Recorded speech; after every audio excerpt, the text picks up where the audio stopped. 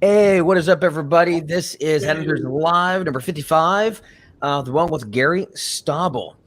And if you guys are watching it live, make sure you comment live. If you watch the replay, please comment replay.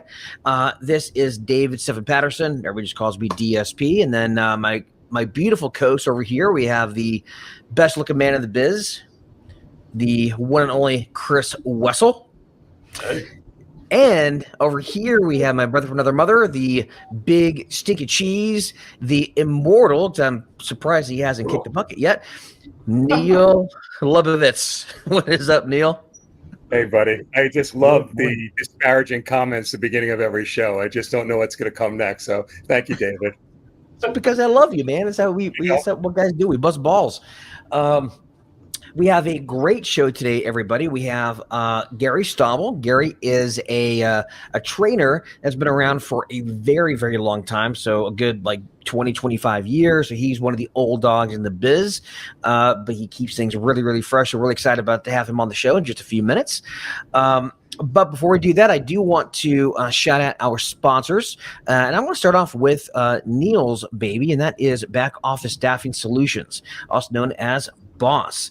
And if you want to become a boss recruiter, which means getting off the complete roller coaster, feast and famine, a placement 1 month and goose egg the next, and you want to get into contract and staffing, staff augmentation, but you don't want to mess around with having a fun payroll, workers' comp, insurance.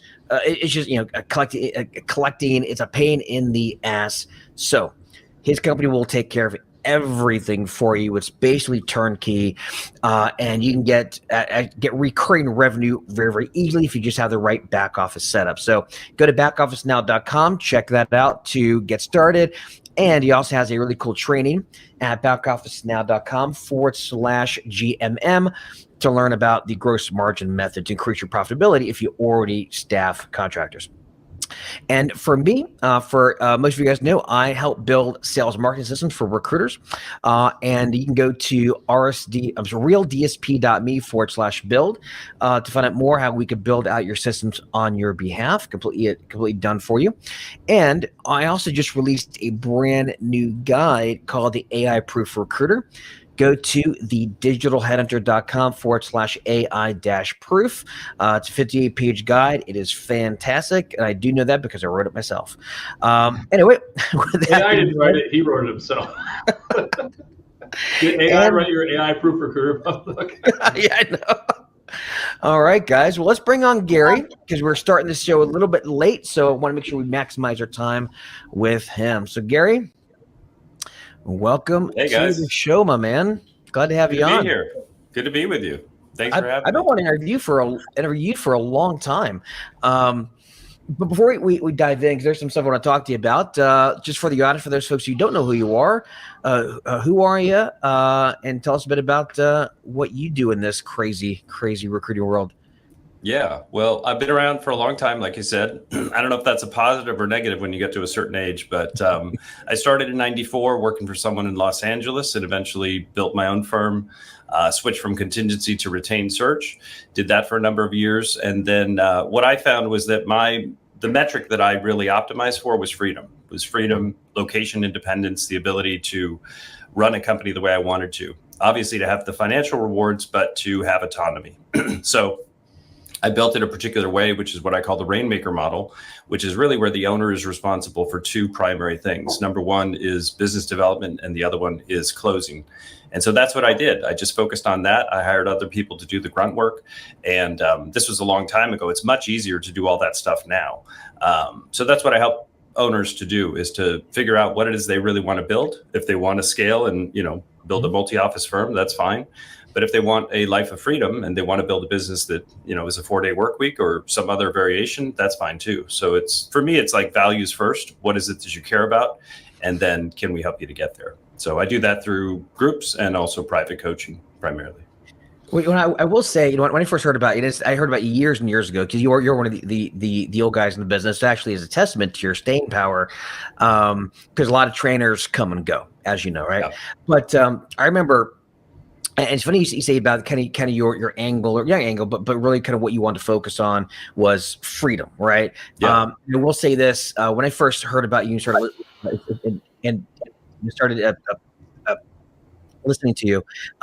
You had the long hair. You would post about your motorcycle and your trips around the country. I remember that. Yeah. And it always reminded. We talked about this before the show. But I'll say here for this. It always reminded me of that Lorenzo Lamas show, Renegade, back in the '80s, where he drove town on his hog, solving crimes, his long hair. And it just reminded me of that. Like, but that is freedom. That is complete freedom. And it's crazy how this is one of the few businesses where you could actually legitimately have a lifestyle like that. Yeah.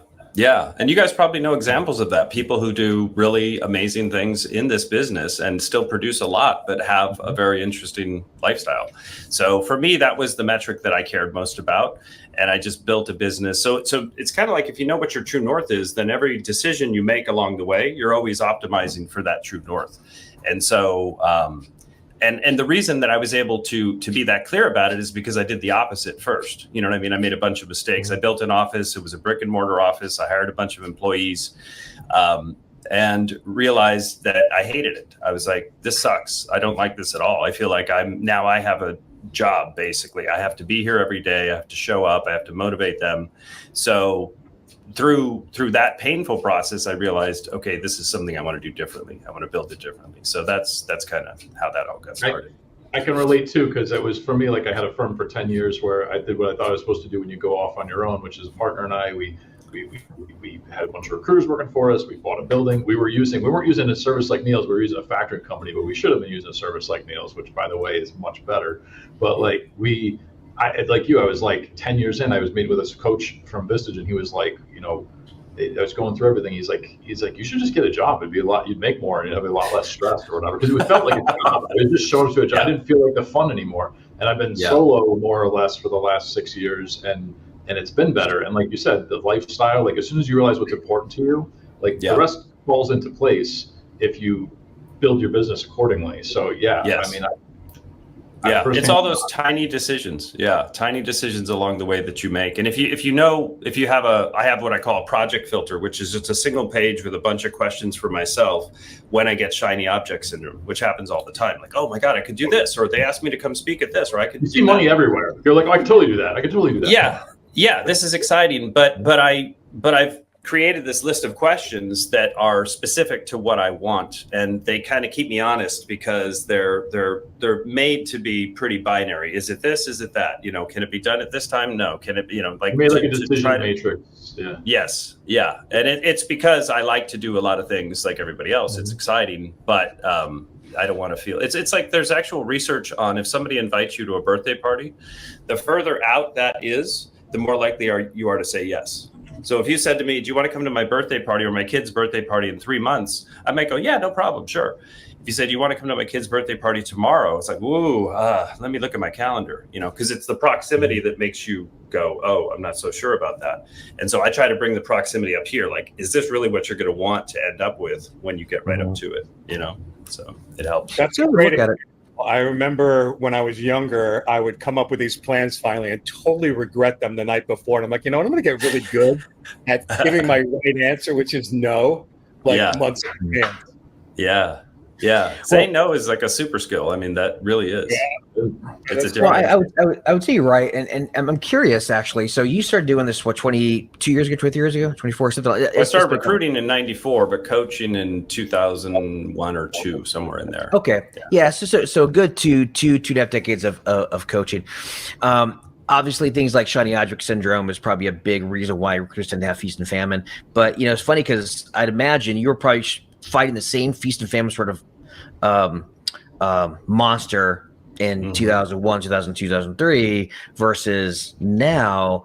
So what are some of the through lines there? Because I'd imagine you see a lot of patterns that exist in the profession that cause this sort of thing. Like, what do you see out there? One of the bottlenecks that really hurts, this is probably, I don't know if it's the number one, but it's one of the biggest bottlenecks, is a ill-defined selection process for what you're going to work on. And I call it essentially it's accurate project selection. That's the thing that if you don't get that right, everything else falls apart, because you'll say, I have a problem with, clients not calling me back. I have a problem with clients dragging their feet. I have a problem with, clients extending the offer without involving me in the process.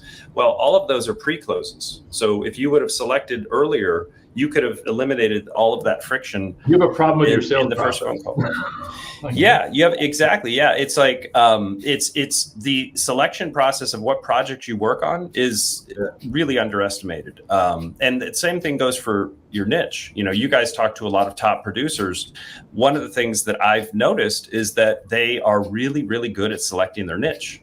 Somebody who just does this particular type of programmer, they do it nationwide. That's all they do. They're a specialist at it. The equity that they have in their database is light years beyond somebody who's doing unicorn searches every other week.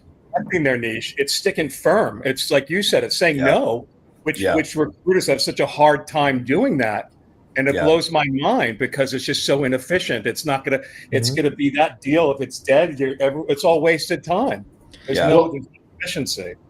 And Gary brings a point that doesn't always come up, which is that the selection of that niche matters as much too, right? Like sometimes there's a challenge. We talk all the time about like people being reluctant to pick a niche or niche or whatever. I don't say it right, but like that's an interesting point, because you have to like have the business sense to recognize where the opportunity is, right? And zero in. You could zero in into something really narrow and be wrong and not make any money. So like you have to be able to like really to not only have the confidence to niche down, but also to like have the business sense to figure out like where is the opportunity and how can I double on that.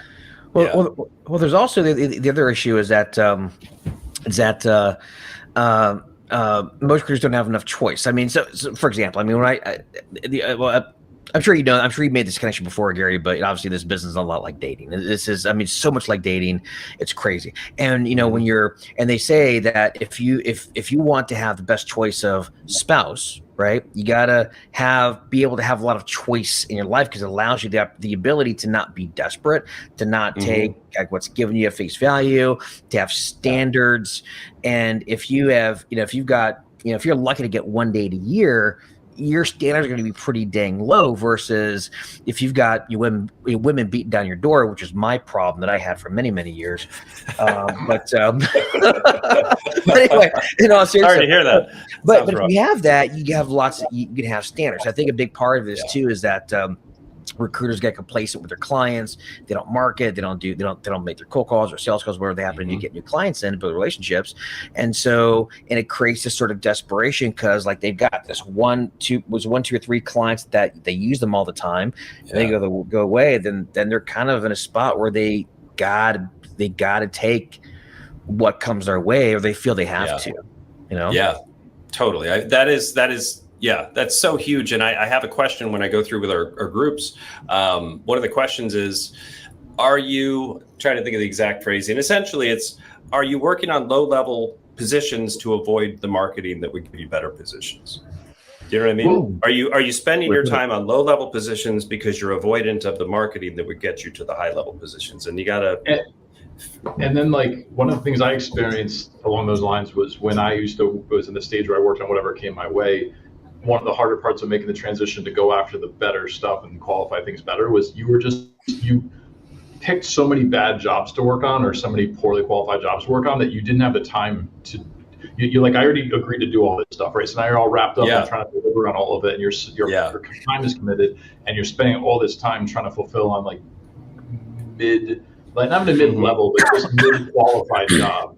And you just don't have the bandwidth to take a step back and actually prospect better or qualify better, because you're on a hamster wheel. Yeah, completely. Yeah, I describe it to clients. I try to come up with metaphors because I really want to break people's patterns with these types of things, because most people, even somebody who's been doing it 30 years, I hear the same things from people who've been doing it a very long time.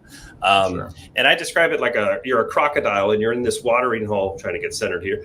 You're in a watering hole in this Serengeti, and the watering hole is shrinking and shrinking, and there's less and less animals coming to that watering hole, and there's other crocodiles in there with you, and every time some little floating thing floats by, you all snap at it, and eventually you're just in this tiny watering hole. You got to get out of that watering hole. You got to go find a different watering hole. You got to go, see what else is out there. And it's that you have to work against your own self-interest. It's almost like with deals as well. You want to almost, I got to the point where I would almost be just poking holes. I'm trying to prove the deal won't happen in a weird way, because I'm trying to solve for my own optimism of, oh yeah, everything's fine, everything's going to work out. Yes, he didn't really call me back very quickly, but that's okay. Yeah, he doesn't want to discuss his salary requirements, but that's okay. It'll be fine. It's like, no, I'm going to poke every hole as it goes and make sure they're all tested, because I take my time seriously and I take your time seriously. And I would tell a candidate that, I want this to be a good process for you, but we got to be a team. It's not going to work if you're just giving me defensive answers or whatever. So speaking about Gary, I bet you when you would do deals and they would fall apart, you would take complete ownership of it and dissect what the heck you did wrong, as opposed to making excuses, right? Yes. Yeah, it's the only way. You have to say, what did I do here? That literally is the only way to get better at anything, even if you weren't the cause. Because sometimes, yeah, and you can't learn from anything, because I want to know what were the red flags that I missed and how do I avoid that going forward. Well, always did something wrong, right? There's something in there, whether it was the brief or the prep, or it was, the counter offer close. You just didn't do what you're supposed to do. Yeah. I will say too, it on top of that is also being able to temper the excitement in deals. For example, obviously you want to poke holes in deals, but the same. And I gave this advice to actually one of my clients a couple days ago, because it's advice I got from my first mentor in the business. A lot of times the candidate gets, because he was in an offer situation, and it'd be his very first deal, right? Which he did close last night. But basically, candidates get so excited about the role, and the hiring manager gets super excited about the role, and of course the recruiter gets really super excited about the role, and everybody's like, and then what happens, and you expect the offer to come out for 180, because that's what the client said, and that's what the candidate wants, everybody's good to go, and it's closed, and all of a sudden somebody else comes in last minute, says, no, let's go for 170, and next thing you know, the deal falls apart because everybody's so excited, and then that punctures. And so I told him, I was like, well, you need to be the adult in the room and tell the candidate, we may not get one, you're going to get 180. You got to say, I don't know if we're going to get it. We're going to try. You're going to be maybe a little bit creative. So then you can come back with good news, or conversely, be ready with some bad news, and the guy's prepped for it. And I think a lot of recruiters, they get so excited, and they need to kind of temper that and be the adult in the room, because even clients get super excited and can put so much excitement into, they blow up their own deal, right? Yeah. Yeah, Peter Lefkowitz used to say, look at closing activities as an interruption to your day, which is weird, because it's the thing that we all want to spend our time on. But you look at it as, I already have a plan for the day. Oh, wait, I got to go do some reference checks. Okay, I'll take care of that. But almost with this sort of, it's almost impossible to do, especially if it's a big deal. But you want to kind of train your mind to almost see it as an interruption to what you were already going to be doing. You know what I mean? To just temper that overly optimistic view you might have of it. You're right. But at the same time, it is hard not to get excited when it's your very first deal and you're about to close. It's like 35, 40K. And you're like, ugh. Absolutely. You can't see anything else. Like, you're just fully engulfed. Yeah, it's that placement coma. Yeah. Exactly. But on your 10th placement, then that does fade. Was that Chris? I would say, even if you're not that close to the finish line, if you're working, I get it, I've been there. If you're working on some jobs that are iffy qualified, but you're down, or you've invested time in them, you're pot committed. Yeah. You're working on these, that's what's on your board. Like, in your mind, those are the only things I'm going after. It's really hard to just, at some point, there are times when I've stopped and been like, I don't need to waste any more time on this. I'm going to go do something else. But that's really hard to do. It is. It really is. Yeah. Yeah. It's a constant, there's a quote, I think it's Winston Churchill, to see what's under one's nose requires constant attention. Whatever's right under your nose, like, it could be right under your nose. This client sucks. They used to be great. They were my biggest cash cow last year. We did 6 figures with them 3 years in a row. This year, they installed all this bureaucracy. They're no longer cooperative. I can't talk to the hiring managers anymore. It's hard to break that.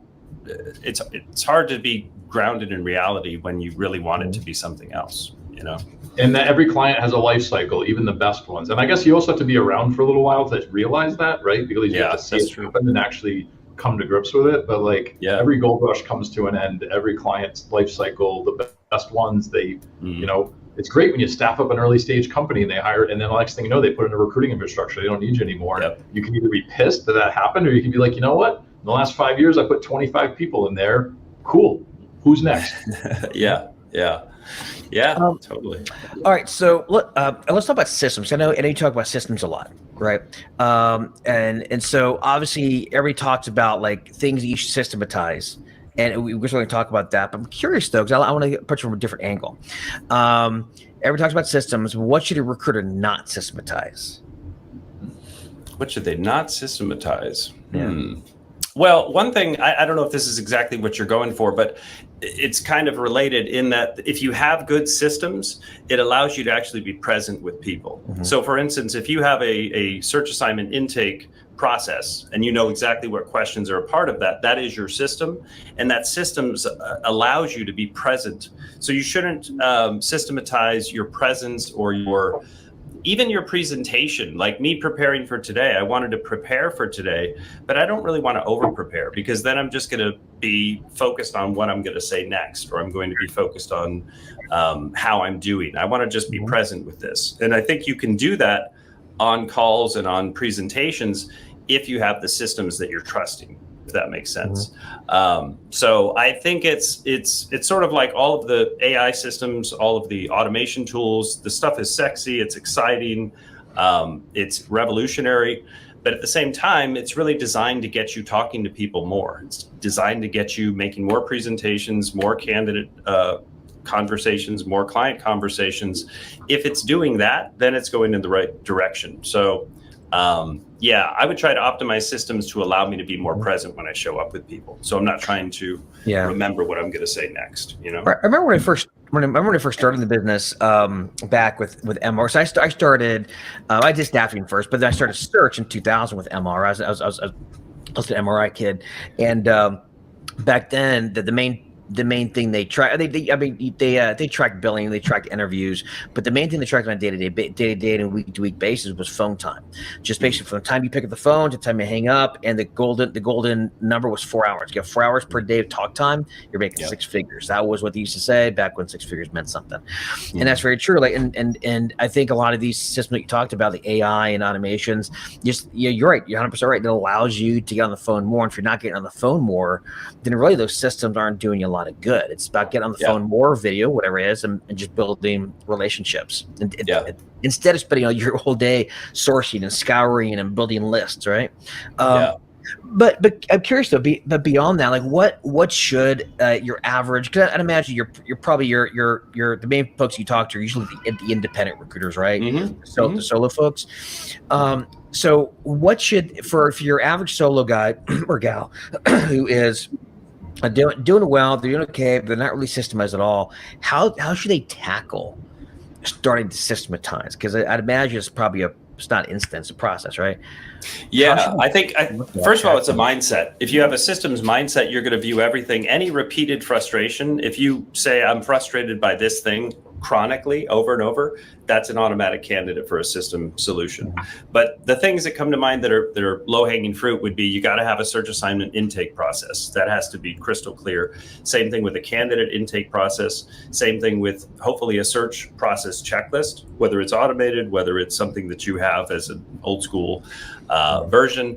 But what happens first, second, third, fourth in a search assignment? And the reason I came up with this myself years ago was because I noticed when I switched from contingency to retained search, it was so much more focus on the upfront sales process that once I landed the retainer, it was like, super exciting. I was very excited, like, yeah, we got a retainer in the door.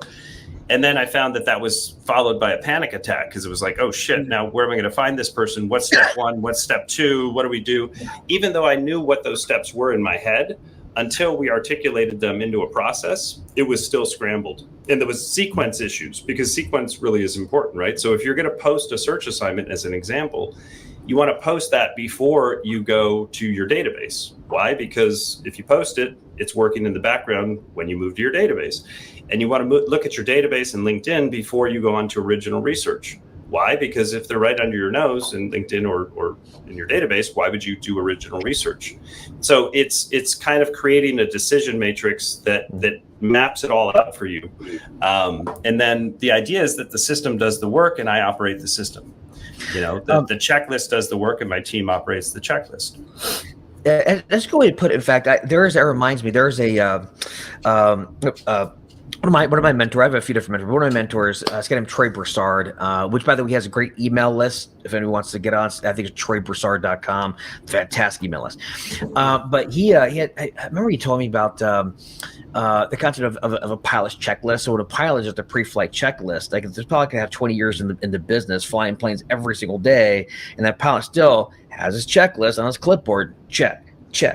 Why? Because he's got to get that plane landed safely, and same goes for recruiters. I mean, they don't pay for you winging it; they basically pay for your checklist and your process, right? Yeah. It's just if you say you have a process but you don't really, then you have to wing it and hope for the best. But it's right, like even pilots have their own checklist. Yeah. Yeah. And it helps you in ways that you wouldn't think it would help you. So even in your marketing, if you say we follow a systematic process, we have a 15-step search process we follow. If you know in the back of your mind, it's just in my head, there is no search process, you're not going to sell as well, especially if you're trying to do higher level stuff or retain search.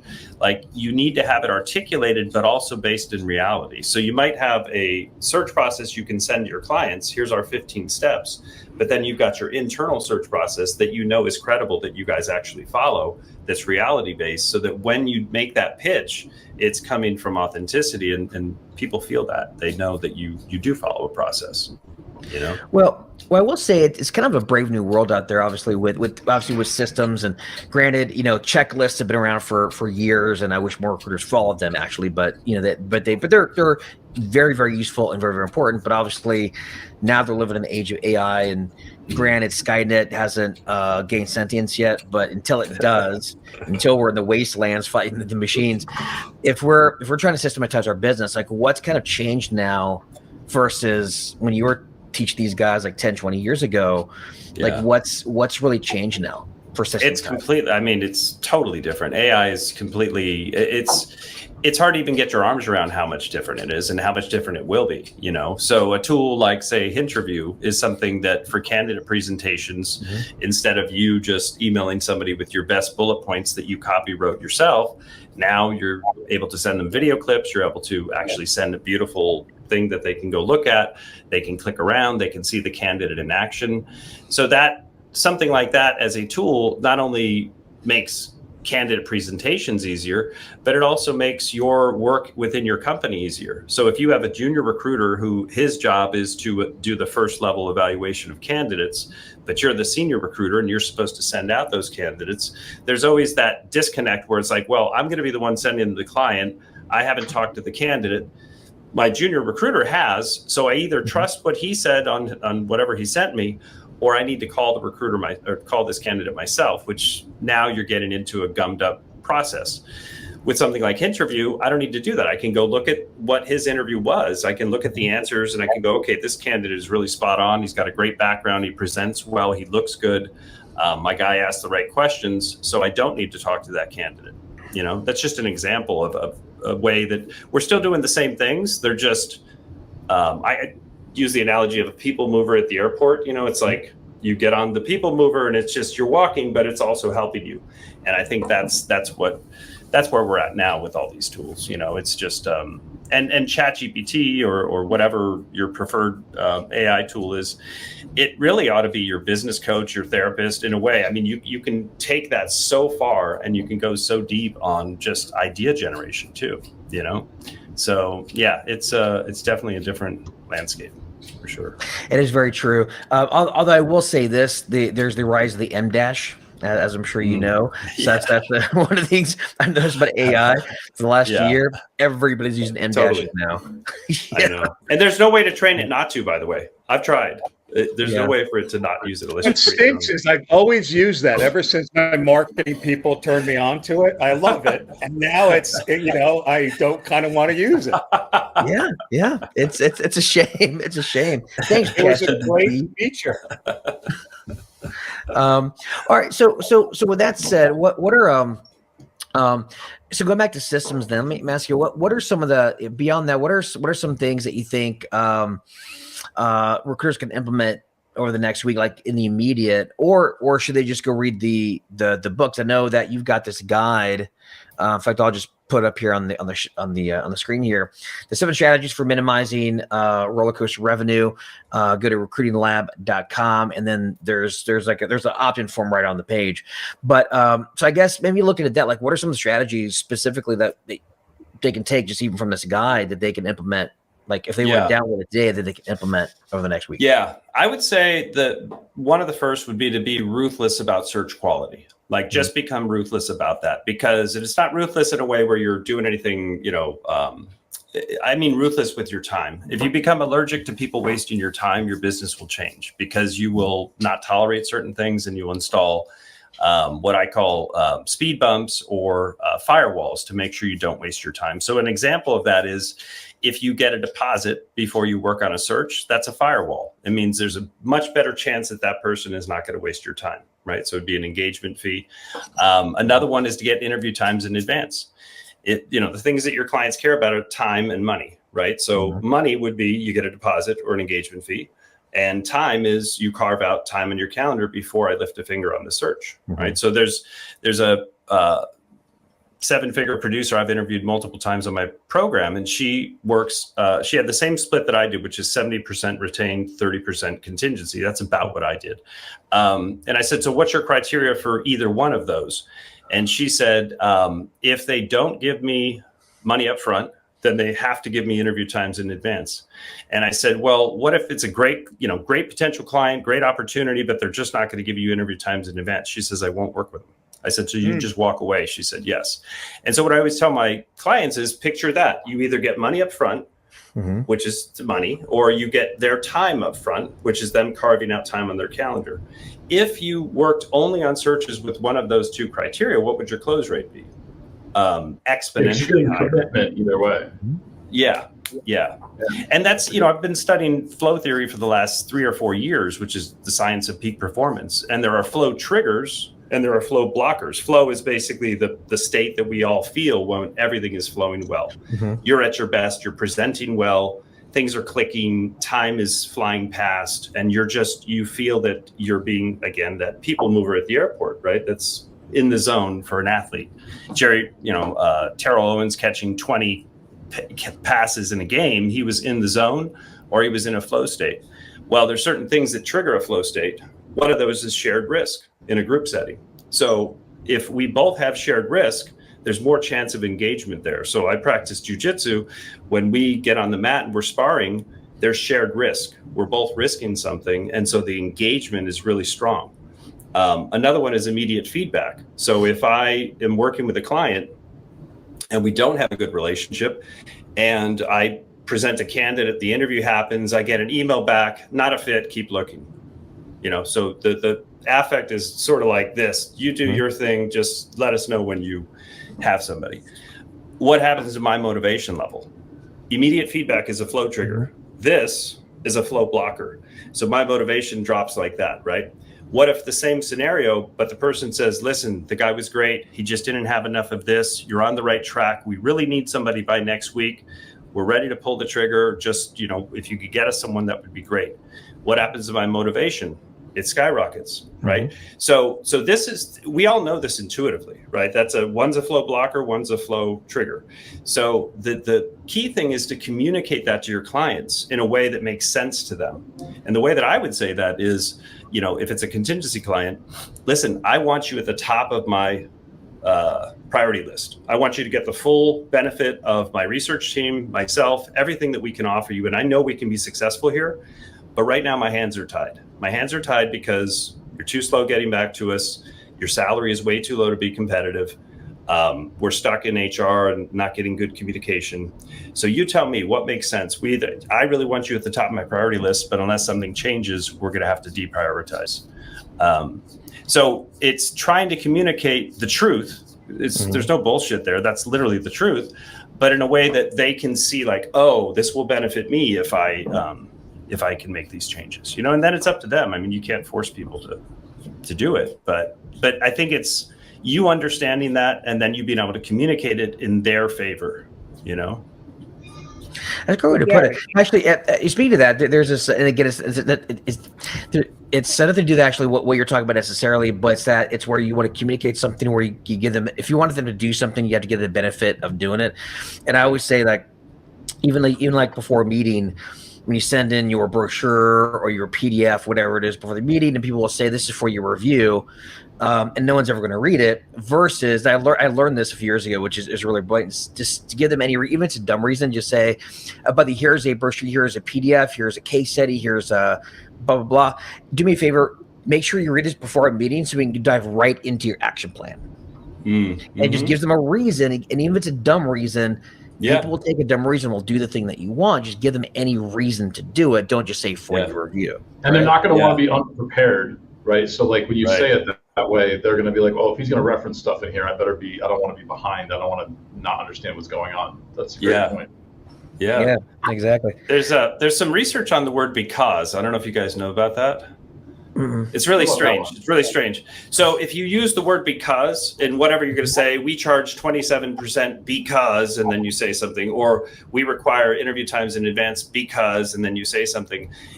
What they found is it almost doesn't matter what the reason is, which is I think what you're saying, David. It just matters that there's a because. And the way they tested this, I think it was in the 70s, they had people in college were in line to make copies. This is when you had to make copies. So there'd be a long line in the student union of people ready to make copies. And the person at the front was the one who was about to get in line. And so they would go up the researchers and say, hey, can I cut in line? And they would get a no like 90% of the time. And then they started saying, because, can I cut in line because my mom needs to go to the hospital, or because I have to take this, whatever. So when they used the word because, I think it went up to like 80% yes. And then they were wondering, is the reason specific or is it just the word because? So then they started being absurd about it. And they'd say, can I cut in line because I need to make a copy? And people still said yes, even though everybody else also needs to make a copy. So it was like, if you just insert the word because when you're saying something, people tend to understand it better. That's really interesting. Very strange. Yeah, it's weird. Wow, that's really got to look that up. Well, speaking of flow state, I want to stay here for a few minutes if you don't mind, because one of the big things, obviously, for recruiters, right? You're working on your kitchen table or wherever you have your home office, and you're a solo person, and being just kind of stuck in your house doing this job, it can be tough, right? And so obviously, I think being in flow state, we've all experienced that flow state and experience where we haven't been in the flow state, and it's just every little thing in the business is a struggle versus effortless. So how do you get into that flow state? Like on a daily basis, wake up in the morning and like, what do you do to get there? It really is routine based, and it really is a lot about removing things that are going to distract you. So the number one productivity killer in any office is this, right? For everybody, if you look at employees or for yourself, generally speaking, this is the number one. Try to get in the screen. Your phone is the number one productivity killer. So a first step for anybody listening is make the decision. Does my tech tell me when to interact with it, or do I tell my tech when I will interact with it? So simple thing, are you getting email notifications popping up constantly? Because interruptions are the enemy of flow. So to get into flow, you have to have some degree of preferably monotasking. You have to have clear goals of what you're going to be working on. You have to have the ability to focus without interruption. There's a whole bunch of other flow triggers, but the best thing to do first is think elimination and to be brutal about it. So if you take your phone and you look at it and you say, how do I have 90 apps on my phone? Well, that's a cognitive tax you're paying that is running in the background that you're not aware of. So the easiest thing to do is delete ruthlessly. So I try to get my phone down to as few apps as possible. When I look at tech, I'm going for minimalism, simplicity. I don't want tons of features. I want a few features that are really good at what they do. So I think I would look at subtraction first. Peak performance is really about saying no and about subtraction primarily, saying no to the wrong things and yes to the very few things that are correct. So your tech is the first one that would be a big one. And then your environment is really important too, because there's environmental triggers. So in my office here, it's pretty minimalist. There isn't a lot in here. Physically, it's in the back of my property. So it's like a separate detached studio in the back. That helps to feel like I'm in this container. It doesn't serve any other purpose. It's not the kitchen table. I'm not getting interrupted when I'm back here. So I would think in terms of environmental design too. What does your desk look like? What does your closet look like? What boundaries do you have with family members? You know, do you have your phone open all the time? I would just have your phone on do not disturb up until at least noon. If you have kids, then obviously you put an exception on there and whatever. But if you're in terms of the things that would interrupt you, especially social media, that's the biggest one, I would just delete that stuff from your phone. So the easiest way to start is with elimination, saying no, and getting more deliberate about how you design your environment. You know, are you telling me I can't be scrolling my tiki-taki videos all day? Don't be a big biller. Well, you know how it is. There's a lot of big billers who do exactly that. You know, so it's different for different people. Some people are just ADHD, and that's how they perform well. So it's different. But if you look overall, if you really want to get into a flow state, you're going to have some level of concentration. So you could do sequential monotasking. So monotasking, people think you have to do one thing for an hour. You don't. You just have to do one thing and then another thing and then another thing. So as long as you're not doing 10 things at once, that's another flow trigger, is deep concentration. You know? Well, I will say for me as well, like, so for me, I have this, I've got my Apple headphones. And so if I don't get in my flow state, I just listen to music on this thing and I shut out the world. And that's, for me, it's a trigger like, okay, it's time to get to work. And this helps me. And I'm sure for others that they probably do something similar where they listen to classical music or What do you listen to? What kind of music? Oh, I do the soundscapes on YouTube. So like the lo-fi soundscapes or maybe some classical. Or actually, my favorite though is I'll listen to the Conan the Barbarian soundtrack. Great soundtrack to listen to. Really aggressive. That's what I was expecting the first answer. I wish I could do that. I don't do very well with music while I'm working, but I like binaural beats and some like focus music. But I've heard of the binaural beats. I've not tried it. I've done the soundscapes and that supposedly will help you get into a flow state, but never tried. I've heard binaural beats. What are those? Just for the audience, if it basically means that it's each ear has its own thing going on. So like you don't notice it, but it's oscillating between each ear. I don't really understand how it works, but supposedly it really helps with concentration or focus. And I find that it does. Yeah. It really works. You should try it out. I'll check it out. Yeah. Excellent. All right. Well, I think it's about time for us to wrap it up, or we turn into pumpkins, I think, right? Or onions or whatever. How's that go at midnight? Onions? Anyway. I use pumpkins. I don't know how it goes. Shrek was an onion. That's right. Shrek was an onion. When his jokes start dropping off a cliff like this, we're about That's right. That's our ending. That's our ending. Well, Gary, thank you very much for being on, man. It was a pleasure. I've been wanting to talk to you for a long time, and I was really glad that we were able to get you on and do the show. So hopefully this will not be the last one we'll do with you. Yeah. There's some really great bits in here for people too. Like great mindset stuff, really great actionable stuff. Go check out, guys. Go download his guide at therecruitinglab.com. I believe there's a couple other resources on there, but download that guide. It'll get you kind of sucked into his marketing ecosystem, and it's a really good one. I like being on your list, so definitely get on Gary's mailing list. And with that, what was that, Neil? No, I was saying totally. He's really current, which is an amazing thing for someone who's been doing it so long. So it's really outstanding stuff. And by the way, Gary, I think you should go back to long hair, personally. I just cut it. I just cut it like 2 months ago. Because I do grappling almost every day, and it's getting pulled and twisted, and so it's just. I can see that. Who knows? I can see that. Well, let's look good on you, brother. All right, guys. Well, thank you very much. And again, if you're watching this live, please comment live. Watch the replay. Comment replay. Don't forget, go to backofficenow.com if you want to get hooked up with some back office admin solutions to help you get contract business. And of course, for me, download my new guide, the AI Proof Recruiter, at the digitalheadhunter.com/AI-proof. I have a fairly spicy mailing list myself, so feel free to get on that. And with that said, Gary, thank you very much, sir. Thank you, guys. Appreciate it. All right. Yeah, you guys have